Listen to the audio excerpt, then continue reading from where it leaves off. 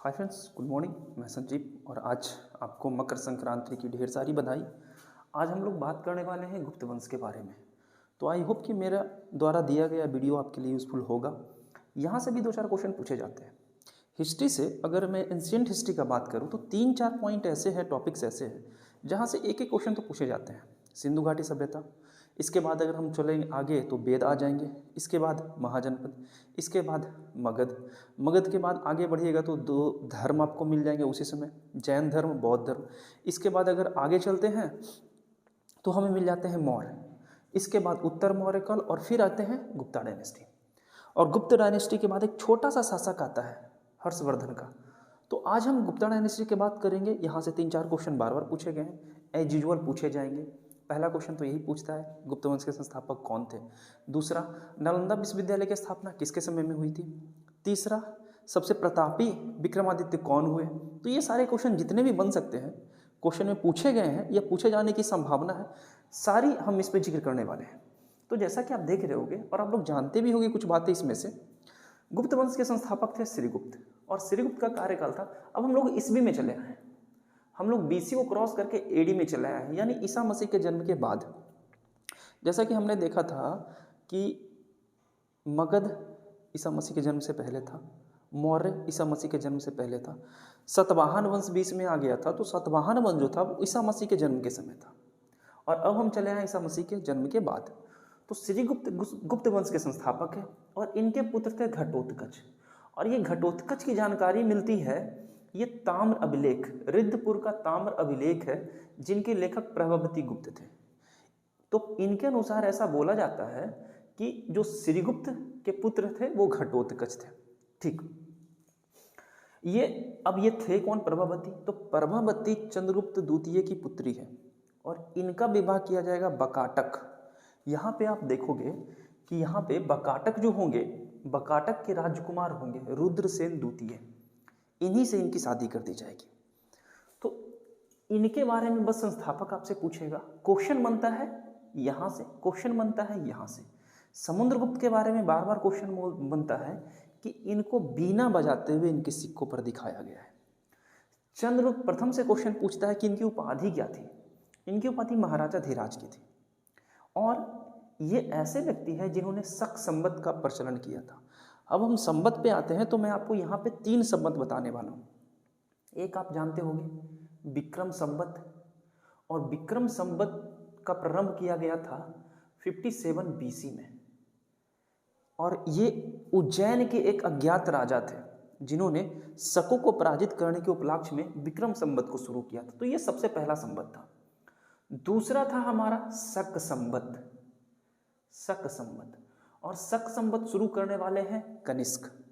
ठीक है, और इन्होंने 78 एडी में शक संवत की शुरुआत की थी। तो कनिष्क के बारे में बात किया गया है कि शक संवत की शुरुआत किसने की थी, कनिष्क ने की थी, और अपने राज्यरोहण के समय में की थी। यही बात आपको याद रखनी है। और तीसरा संवत था गुप्त संवत। गुप्त संवत का प्रचलन कराया गया था चंद्रगुप्त प्रथम के जरिए। ये तीनों संवत से क्वेश्चन पूछा गया है। चंद्रगुप्त द्वितीय की उपाधि थी महाराजा धीराज की, और चंद्रगुप्त द्वितीय का विवाह होता है कुमार देवी से, और कुमार देवी होती है लिच्छवी की राजकुमारी। और ये विवाह के बाद उनको वैशाली मिलता है दहेज के रूप में, यानी वैशाली हमारा उत्तर बिहार, उत्तर बिहार का पूरा क्षेत्र मिल जाता है चंद्रगुप्त मौर्य को, चंद्रगुप्त प्रथम को। अब यहाँ पे आप देखिए होगी कि मौर्य को भी दहेज में अफगानिस्तान, लगभग पूरा अफगानिस्तान मिल गया था। इनको दहेज में लगभग उत्तर पूरा बिहार मिल जाएगा। और इनकी साम्राज्य जो थी वो बंगाल से लेके पीछे आप राजस्थान तक इनकी साम्राज्य थी। और जब विक्रमादित्य आएंगे, यानी कि चंद्रगुप्त द्वितीय आएंगे, उनका साम्राज्य दक्षिण में भी चला जाएगा। तो चंद्रगुप्त प्रथम से क्वेश्चन पूछा गया इनकी उपाधि, या पूछ लिया गया है महाराजा धीराज की उपाधि किनकी थी, इनकी शादी किनसे हुई थी, दहेज में क्या मिला था, और इन्होंने एक शक संवत चलाया था। ये सबसे इंपॉर्टेंट है। तीनों संवत के बारे में हम यहाँ जिक्र कर लिए। अब आते हैं समुद्रगुप्त के बारे में। तो समुद्रगुप्त से सबसे पहला क्वेश्चन तो यही आता है कि समुद्रगुप्त किसके पुत्र थे, चंद्रगुप्त प्रथम के पुत्र हैं। दूसरा क्वेश्चन ये आता है कि गुप्त वंश का उस शासक का नाम बताइए जिसको उनके सिक्के पर बीना बजाता हुआ दिखाया गया। यही थे समुद्रगुप्त। समुद्रगुप्त कला के बड़ा प्रेमी थे, और समुद्रगुप्त ने अपने साम्राज्य में 9 प्रकार के सिक्के को चलाया था। यहाँ पे 6 प्रकार के स्वर्ण सिक्के हैं, यहाँ पे आप स्वर्ण सिक्के देख रहे हैं, और यहाँ पे एक सिक्का था बीना सारन, और इन्हीं पे उन्हें बीना बजाते हुए दिखाया गया है। अच्छा, अब बात करते हैं हम लोग राज्य चिन्ह के बारे में। तो आपको मैं बताया था, जब हम लोग सिंधु घाटी सभ्यता देख रहे थे उस समय हम लोग बात किए थे कि सिंधु घाटी सभ्यता का पवित्र पशु था बैल, और पवित्र पक्षी थी फाकता, और कुबड़ वाले बैल आप बोल सकते हो, बैल नहीं कुबड़ वाले बैल, और वहाँ पे एक पशुपति नाथ की मूर्ति मिली थी।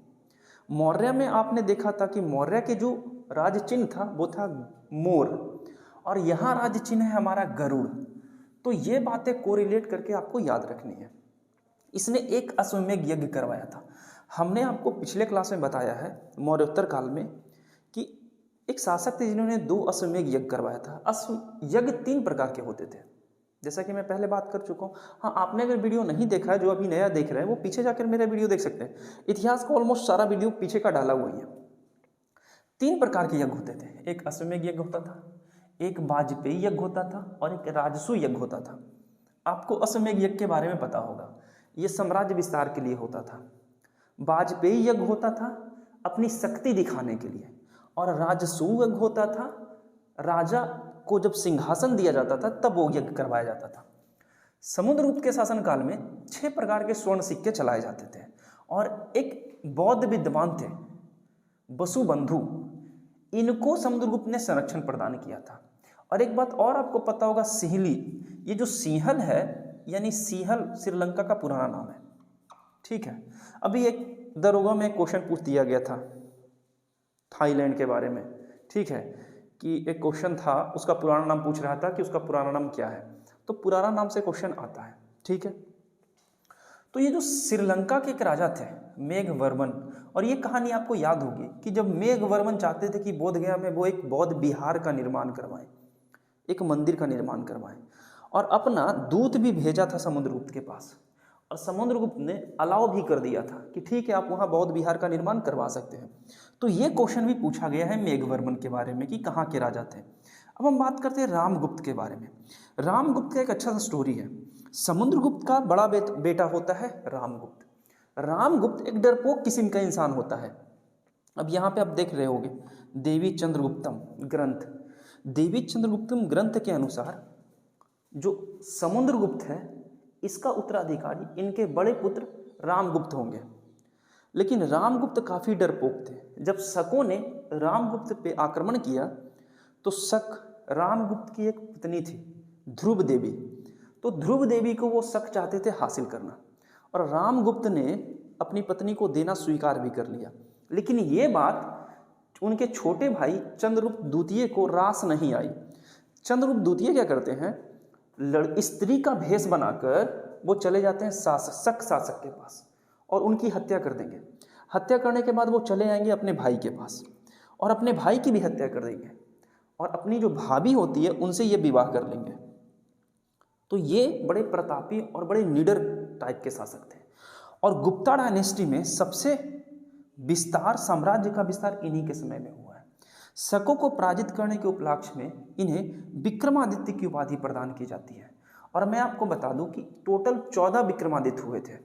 पहला विक्रमादित्य वो थे जिन्होंने, एक उज्जैन के राजा थे जो विक्रम संवत चलाए थे 57 BC में। सबसे प्रतापी विक्रमादित्य ये हुए। ठीक है, ये बात याद रखिएगा। शकों को पराजित करने के उपलक्ष्य में इन्हें विक्रमादित्य की उपाधि दी गई। इसके अलावा इनका नाम, उपाधि के स्वरूप इसे विक्रमांक के नाम से भी जाना जाता था, विक्रम के नाम से भी जाना जाता था, नरेंद्र सिंह भी बोलते थे, और ये विक्रमादित्य तो आप लोग जानते ही होंगे। इसने शक नरेश तृतीय को पराजित किया था। ये बात आप याद रखना। आपको ये पता होगा कि शक को पराजित किया था, लेकिन ये शक नरेश तृतीय थे। अब यही तृतीय से एक बात और याद आती है, तराइन का प्रथम युद्ध और तराइन का दूसरा युद्ध 1191 और 1192, जिसमें लड़ते हैं। और हमारे जो शासक होते हैं पृथ्वीराज चौहान, वो पृथ्वीराज चौहान तृतीय थे। एक बात आप ये भी याद रखिएगा। तो इसने शक नरेश तृतीय को पराजित किया, ठीक है ना। और उसके बाद ये साकारी कहला है। साकारी मतलब शकों को पराजित करने वाला। ये बात भी एग्जाम में पूछा गया है। अब हम चलते हैं कि ये यात्री के बारे में आप जानते होंगे, फाहियान। एक आता है फाहियान के बारे में, एक आता है हुएनसांग के बारे में, और एक आता है इति सिंह के बारे में। तीनों के बारे में बिहार से क्वेश्चन पूछा जाता है, और ये तो बार बार पूछा गया है कि फाहियान किसके शासनकाल में भारत आए थे। तो ये चंद्रगुप्त द्वितीय यानी विक्रमादित्य के शासनकाल में भारत आए थे, और उन्होंने एक पुस्तक भी लिखी थी जिनका नाम था फू कू की, और हुएनसांग भी एक पुस्तक लिखे थे जिनका नाम था सी यू की। ये बातें आप याद ही करते जाना, स्पेस भी नहीं था कि मैं इसे मेंशन कर सकूं। अब मैं बात करता हूं चंद्रगुप्त द्वितीय की पुत्री के बारे में। चंद्रगुप्त द्वितीय की पुत्री का नाम प्रभावती है, और इनका विवाह किससे होगा? बकाटक के शासक राजकुमार के साथ, राजकुमार रुद्रसेन द्वितीय के साथ होता है। ये भी क्वेश्चन पूछा गया है। इसके दरबार में नवरत्न थे, और नवरत्न के बारे में सबसे इंपॉर्टेंट कौन है? कालिदास, आर्यभट्ट, बारामिहिर, ब्रह्मगुप्त, धन्वंतरी। धन्वंतरी को भारतीय आयुर्वेद का पिता कहा जाता है, ये बात याद रखिएगा। कालिदास ने 7 पुस्तकें लिखी थी, और सातों के सातों किसी न किसी एग्जाम में पूछा गया है। मालविकाग्नि, ऋतु संहारम, और पांच पुस्तक और थे। मालविकाग्नि हो गया, ऋतु संहारम हो गया, और 4-5 पुस्तक थे। ठीक है, कुमारगुप्त के बारे में देख लेते हैं कि कुमारगुप्त से एक ही क्वेश्चन आता है कि इन्होंने नालंदा विश्वविद्यालय की स्थापना करवाया था। दूसरा क्वेश्चन एक एग्जाम में मैंने देखा था, एक एग्जाम में पूछा गया था कि कुमारगुप्त किनके पुत्र थे, आई मीन टू से कि कुमारगुप्त की माता का नाम क्या था। तो इनकी माता का नाम ध्रुवा देवी था। ठीक है, अब हम बात कर लेते हैं स्कंदगुप्त। ये क्वेश्चन बार बार पूछा गया है। अभी बना है नालंदा विश्वविद्यालय, देख रहे हो नालंदा विश्वविद्यालय का कार्यकाल क्या है? कार्यकाल बड़ा मैटर करता है। और ये नालंदा विश्वविद्यालय को ध्वस्त कौन करेगा? बख्तियार खिलजी करेंगे। बख्तियार खिलजी कौन है? तो मोहम्मद गोरी के गुलाम कुतुबुद्दीन ऐबक भी थे, और बख्तियार खिलजी भी थे। ठीक है, नालंदा विश्वविद्यालय की स्थापना यहाँ हुई थी। एक विक्रमशिला विश्वविद्यालय की स्थापना होगी।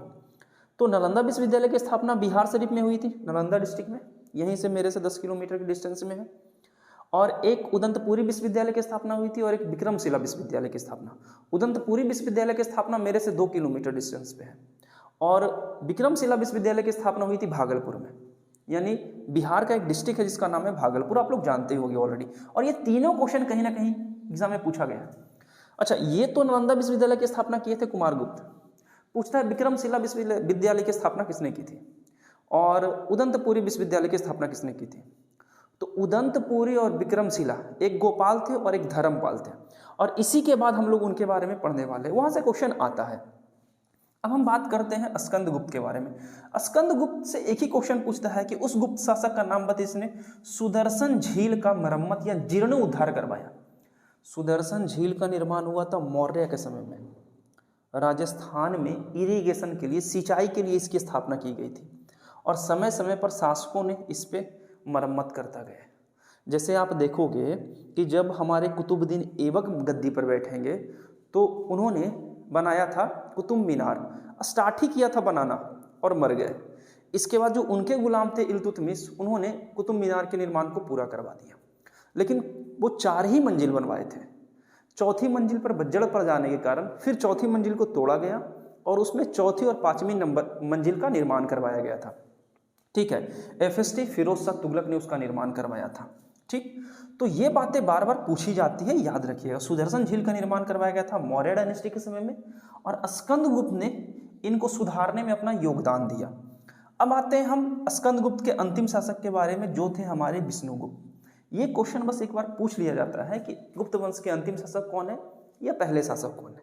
ठीक है, अब 2-3 फैक्ट, जितना मेरा स्पेस बच रहा था मैं 1-2 फैक्ट यहाँ मेंशन कर चुका हूँ। बाघ की गुफा के बारे में जानते होंगे। अजंता की गुफा के बारे में मैं आपको कल बताया था। 16, 17 और 19, ये 3 अजंता की गुफाएं ऐसी है, टोटल गुफाओं की संख्या 29 है, जिसमें से 16, 17 और 19 में गुप्ता डायनेस्टी के बारे में बात कही गई है। गुफा संख्या 17 जो है वो बात कही गई है बौद्ध धर्म के बारे में, महात्मा बुद्ध के बारे में, कि महात्मा बुद्ध जाते हैं अपनी पत्नी से भिक्षा मांगने के लिए यशोधरा से, और भिक्षा के रूप में यशोधरा अपने पुत्र राहुल को बुद्ध के साथ सौंप देती है, भिक्षा के रूप में सौंप देती है। और ये घटना अजंता की गुफा में वर्णित है, और ये मैं पिछले क्लास में भी मेंशन कर चुका हूँ। गुप्त काल संस्कृत साहित्य का स्वर्ण युग कहा जाता था। अब 2 क्वेश्चन एक तो गुप्त काल संस्कृत साहित्य का स्वर्ण युग कहा जाता था, यानी संस्कृत अभी तक मैं देखता आ रहा था पाली भाषा, प्राकृत भाषा, यहाँ पे संस्कृत भाषा आ गई। और गुप्त वंश वैष्णव थे, ना तो ये हिंदू थे, सॉरी ना तो ये बौद्ध थे, ना तो ये जैन थे, ये वैष्णव थे। ये बातें याद रखिएगा, ये वैष्णव धर्मावलंबी है।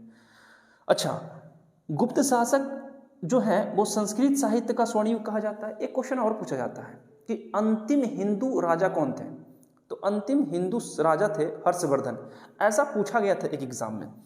कालिदास के बारे में जानते हो, कालिदास को भारत का शेक्सपियर कहा जाता है। एक को भारतीय आयुर्वेद का जनक कहा जाता है जिनका नाम है धन्वंतरी, और कालिदास को भारत का शेक्सपियर कहा जाता है। तो जितना भी मैं भी बात बताया, कहीं ना कहीं किसी ना किसी एग्जाम में इसे पूछा गया है। और गुप्त काल से जितने भी क्वेश्चन बन सकते थे मैं यहाँ उठाकर रख दिया। हाँ, 2-4 क्वेश्चन बनते हैं, वो है गुप्त काल के साम्राज्य के बारे में कि उनका साम्राज्य में टैक्स की क्या प्रथा थी, यानी राज्य व्यवस्था कैसी थी। तो राज्य व्यवस्था के बारे में भी हम बात कर लेंगे। आज हमने ये इस पे बात किया, जाते जाते एज यूजुअल आपसे 2 क्वेश्चन मैं करता जा रहा हूँ। पहला क्वेश्चन यही है कि सबसे प्रतापी विक्रमादित्य कौन हुए, और दूसरा क्वेश्चन ये है कि अभी तक टोटल कितने संवत चलाए गए और भारत सरकार किस संवत को मान्यता दे रखी है। ये क्वेश्चन का आंसर मैं नहीं दिया हूँ, बट आई होप, मैं आशा करता हूँ कि ये क्वेश्चन का आंसर आपको पता होगा कि भारत सरकार जो है वो किस संवत को फॉलो करती है, विक्रम संवत को, शक संवत को, या गुप्त संवत को। इसका आंसर आप कमेंट में दीजिएगा। आई होप कि वीडियो आपको अच्छा लगा होगा, लाइक कीजिए, कमेंट कीजिए। मैं आता हूँ फिर से, और इसके बाद जो शासक है यानी हर्षवर्धन, मैं हर्षवर्धन के बारे में जिक्र करने वाला हूँ। ये और यहाँ से क्वेश्चन आते हैं। इसके बाद मेरे होंगे पाल शासक, गोपाल, धर्मपाल, जिन्होंने उदंतपुरी विश्वविद्यालय की स्थापना करेंगे और हमारे विक्रमशिला विश्वविद्यालय की स्थापना करेंगे। और इसके बाद हम तुरंत चले जाएंगे दिल्ली डायनेस्टी में। दिल्ली डायनेस्टी से बार बार क्वेश्चन पूछते हैं। तो ठीक है, आज का वीडियो यही तक, आप स्क्रीनशॉट ले लीजिए। ठीक है, हम मिलते हैं, ख्याल रखिए, पढ़ते रहिए, धन्यवाद।